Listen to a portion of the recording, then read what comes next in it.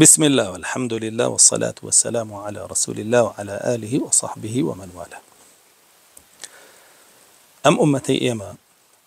الله جل جلاله بخير أمنا يبردو مرجك شي ودانا وكا أقروا مرجيتي أنا بخير أمنية وأتا أمتي إيما باشترين أمتا بلان بمرجك مرجك الشيء فرمان بشاكبك وقد غي خرابك كنتم خير أمة أخرجت للناس تأمرون بالمعروف وتنهون عن المنكر وتؤمنون بالله. ايوه كاتيك باشتريني كسكانا وكاتيك باشتريني ملة كانا، طبعا لسراسي تاكو لسراسي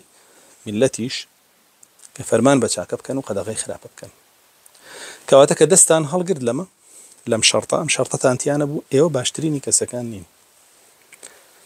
اگر خراب تريني جنبن خرابن ويترخل كتر ليوه باشتر به ويبراسي دس هالقرتن لفرمان بشاكا وقد غي خرابه ئافاتێکە ئەمڕۆ بەگشتی مسلمانانی گرتووەتەوە.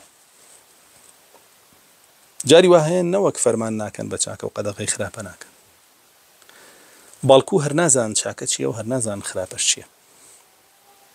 کەمە فەرمودەی صحیحی لەسەر رسول الله صلى الله عليه وسلم فەرمێ: كيف بكم إذا طغى نساؤكم وفسق صبيانكم. حاڵتان چۆنە بێ کاتێک کە ژنەکانتان لاڕێ بن و گەنجەکانیشتان بدروشت بن روشت يعني تجج. أفرمون أي رسول الله صلى الله عليه وسلم اشتوار ودا أفرمون بلى لو خرابت رجال أنشية. فرمي كيف بكم إذا تركتم الأمر بالمعروف والنهي عن المنكر حالتان شون بكاتك فرمان بتشاك وقد غي خراب وازلين دسي لي رجل. أفرمون أو ذلك يكون أي رسول الله صلى الله عليه وسلم أمر ودا أفرمي وأشد من ذلك لو أش خرابت. كيف بكم إذ لم تعرفوا المعروف والمنكر. حالتان وايلي دي جاري واهي نازان شاكتشي نازان خرابتشي حربي أقابل لي الله نشتي وار ودا فرمي بلا لوش خرابتر الله نشي فرمي واتان ليدي تأمرون بالمنكر وتنهون عن المعروف فرمان بخراباكن وقد غي شاكاكن تماشابك براسي أمرو أم إنسانانا هرسي جوركي هي لنا ومعنا كجوري كم ينبريتي بولويك فرمان بچاکە ناکە و قەدەغەی خراپە ناکە ئەڵێ دەست بگرە بە کڵاوەکەی خۆتەوە بابانەی بە حەقی کەسی نییە. جۆری دووەمیان هەر نازانێت چاک و خراپ چییە تا فەرمانی پێ بکە و قەدەغی لێ بکە کە ئەمە خراپترە لەوەی تر چونکە ئەوتر خۆی ئەزانێ بۆ خۆی جێبەجێیەکە بە زەقی خەڵکی نییە ئەمەیان خۆشی نایزانێ. جۆری سێیەم لە هەردوو جۆرەکە خراپترە باشە عەکسەکەیەکە فەرمانەکە بە خەڵک خراپە بکە قەدەغی لێ بکە چاکە بکە کە ئەوەش ئەمڕۆ زۆرە ئەوریشە چییە و عەبایەت چییە و شەڕواڵە چییە أو بونا قرآن خيني وبوشي بو مزجود وبو جولا درس أجري وبو أواكي كره ورا جولا قرآن يقرأ ورا جولا حلقة ورا جولا فيلم بقرأ ورا بابري مقرن ورا بشينا جازين ورا بابشينا ملها ورا بابشينا بار ورا بابشينا بليار ورا بابشينا مقار بشينا أبي تاكو تاي هم يفرمان بخرابه قد غيشاك. جاء ثاني أمره لما آخر زمانه أجينه أمر يداوى طبعا أما بعقوبة نية لعن الله جل جلاله. الله جل جلاله فرمي لعن الذين كفروا من بني إسرائيل على لسان داود وعيسى بن مريم ذلك بما عصوا وكانوا يعتدون. أواني ككافر بن لبني إسرائيل لسرزاري دو بيغمبروا بلعنت كلام داود وعيسى كوري مريم بوشي ذلك بما عصوا وكانوا يعتدون. بهي أنجام داني خرابة كاريو ودا زريجي كردن بو سريع كتري لقال وشاك كانوا لا يتناهون عن منكر فعلوه. أم خرابة كاريانا كسيان بكسياني نعود ميكا دور بلي خوتي للا تبئس ما كانوا يعملوا ويكارك خراب يعني كردو الله جل جلاله عقوبة ده. لا تفسيري أم آياتها فرموديك من هي كهر معنى آياتك لخوي قلتوا رسول الله صلى الله عليه وسلم فرمي أول ما نقص وما وقع النقص في بني إسرائيل كان أحدهم يرى صاحبه يأتي المنكر يكمين نقصاني كروي كرد ديني بني إسرائيل بريتي بولاتي تركي أمر معروف نهي لمنكر أفرمي يهوديك نصرانيك يبيني خريكي خرابة كاري فينصح نصيحتي كرت دزال قرا ميكا خرابة حرامة دور بلي أفرمي فيلقاه في الغد وهو على ذلك بياني جايبيني وسيلك الدسيلي الله قرتوها هربر دوامه وكان لا يمنعه ذلك أن يكون جليسه وأكيله وشربه كأشيبيني خريكي خرابك يو أما نصيحتي شي كردوها وري ناقري بلام هر هاوليك لقال يقرا هر هاوليك كردو لقال يقرا وكي شي نبو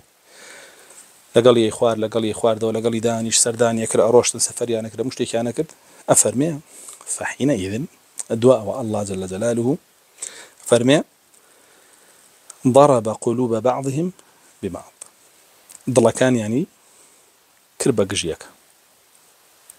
دینەکەشیان نقصان بوو وحينها اللعين على لسان داود وعيسى بن مريم أو كاتا عيسى وداودي عيسى كوري مريم وداود عليه السلام بلعنتي عن كردن ويبراسي هل ملتي دسي هل قل لأمر بشاكا ونهي لا خلافة شايستي ويبلعنت كريم ويا رسول الله صلى الله عليه وسلم فرمي أجر أمتكم دز هالقري لفرمان بشاكا وقد غي خرابة عمهم الله بعذاب الله جل جلاله هم ينبيكوا سزاده فرموديك ترى فرمي مروا بالمعروف وانهوا عن المنكر قبل أن تدعوا الله ولا أستجيب لكم فرمان بشاكا بكن وقد غي خرابة بكن يقنى الله جل جلاله عقوبتنا دا بشي دعاء كانوا والله من أدرينا أو يك اللي جورتين هو كاركاني والله من دانا ويدعاء كان من عبد الله كوري مسعود يعنوت نزار رحمة الله إلا به آية هل يترك الأمر بالمعروف والنهي عن المنكر آية خلق وايلي فرمان بشاكنك أو قد غي خلافة بك